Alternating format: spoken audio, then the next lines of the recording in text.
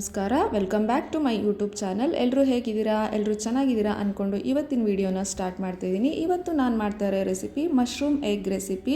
ಇದನ್ನು ಹೇಗೆ ಮಾಡೋದು ಅಂತ ಹೇಳಿ ನೋಡ್ಕೊಂಬರೋಣ ಬನ್ನಿ. ಮೊದಲಿಗೆ ಒಂದು ಬಾಣಲೆಗೆ ಒಂದು 3 ರಿಂದ 4 ಟೇಬಲ್ ಸ್ಪೂನ್ ಎಣ್ಣೆನ ಹಾಕ್ಕೊಂಡಿದ್ದೀನಿ.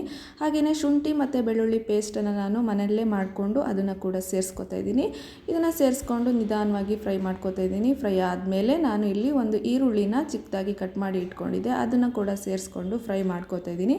ಈರುಳ್ಳಿ ಸ್ವಲ್ಪ ಸಾಫ್ಟ್ ಆದಮೇಲೆ ನಾನಿಲ್ಲಿ 2 ಟೊಮೆಟೊನ ಚಿಕ್ಕದಾಗಿ ಕಟ್ ಮಾಡಿ ಇಟ್ಕೊಂಡಿದ್ದೆ, ಅದನ್ನು ಕೂಡ ಸೇರಿಸ್ಕೊಂಡು ಇವಾಗ ಸ್ವಲ್ಪ ಟೊಮೆಟೊ ಬೇಯೋದಕ್ಕೆ ಒಂದು ಅರ್ಧ ಚಮಚ ಅರಿಶಿಣ ಹಾಗೆಯೇ ಸ್ವಲ್ಪ ಉಪ್ಪನ್ನು ಹಾಕ್ಕೊಂಡು ಮಿಕ್ಸ್ ಮಾಡ್ಕೊತೀನಿ. ಮಿಕ್ಸ್ ಮಾಡ್ಕೊಂಡು ಆದಮೇಲೆ ನಾನು ಲಿಡ್ಡನ್ನು ಕ್ಲೋಸ್ ಮಾಡ್ತೀನಿ, ಏಕೆಂದರೆ ಟೊಮೆಟೊ ಬೇಯಬೇಕಲ್ವ ಅದಕ್ಕೆ. ಟೊಮೆಟೊ ಬೆಂದಾದಮೇಲೆ ನಾನು ಆಲ್ರೆಡಿ ಮಶ್ರೂಮ್ನ ಕ್ಲೀನ್ ಮಾಡಿ ರೆಡಿ ಮಾಡಿ ಇಟ್ಕೊಂಡಿದ್ದೀನಿ, ಅದನ್ನು ಕೂಡ ನಾನು ಸೇರಿಸ್ಕೋಬೇಕು. ಈ ಟೈಮಲ್ಲಿ ನೋಡಿ ಟೊಮೆಟೊ ಬೆಂದಿದೆ. ಈಗ ನಾನು ಮಶ್ರೂಮ್ನ ಸೇರಿಸ್ಕೊಂಡು ರುಚಿಗೆ ತಕ್ಕಷ್ಟು ಉಪ್ಪನ್ನು ಹಾಕೋತಾ ಇದ್ದೀನಿ.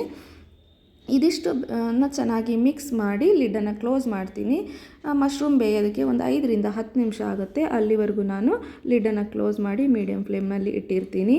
ಈಗ ನಾನು 2 ಎಗ್ಗನ್ನ ಸೇರಿಸ್ಕೋಬೇಕು, ಲಾಸ್ಟಲ್ಲಿ ಸೇರಿಸ್ಕೋತೀನಿ.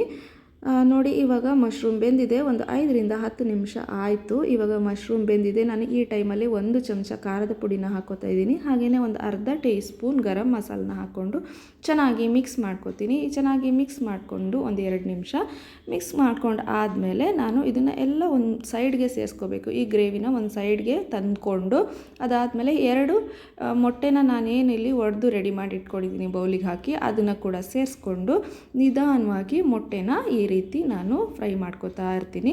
ಇದನ್ನು ಕ್ಲೀನಾಗಿ ಹುರ್ಕೋಬೇಕು, ನೀಟಾಗಿ ಹುರ್ಕೊಂಡು ಇದು ಚೆನ್ನಾಗಿ ಬೆಂದ ಆದಮೇಲೆ ನಾನು ಇದನ್ನು ಈ ಗ್ರೇವಿ ಜೊತೆ ಮಿಕ್ಸ್ ಮಾಡಿದ್ರೆ ಆಯಿತು.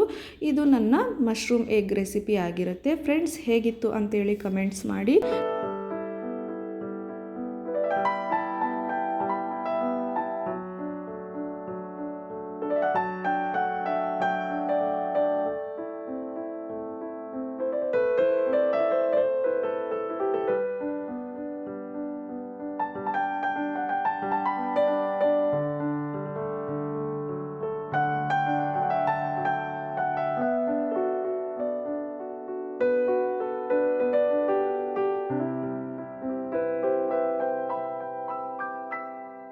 ಫ್ರೆಂಡ್ಸ್, ಇವತ್ತು ನಾನು ಸಾಂಬಾರನ್ನ ಮಧ್ಯಾಹ್ನನೇ ಮಾಡಿ ಇಟ್ಕೊಂಡಿದ್ದೆ, ಹಾಗಾಗಿ ಸಾಂಬಾರು ಮಾಡೋದು ಕೆಲಸ ಇಲ್ಲ ನನಗಿವಾಗ. ರೈಸ್ ಒಂದು ಮಾಡಿಕೊಂಡ್ರೆ ಆಗಿತ್ತು. ರೈಸ್ ಕೂಡ ಈಗ ಮಾಡ್ಕೊಂಡಾಯಿತು.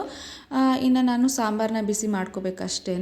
ಇಲ್ಲಿ ಸ್ವಲ್ಪ ಪಾತ್ರೆಗಳು ಉಳಿದಿದೆ, ಪಾತ್ರೆಗಳನ್ನು ತೊಳ್ಕೊಂಡು ಕ್ಲೀನ್ ಮಾಡಿಕೊಂಡ್ರೆ ಆಯಿತು. ಕೌಂಟರ್ ಟಾಪ್ ಕೂಡ ಕ್ಲೀನ್ ಮಾಡಿಕೊಂಡೆ.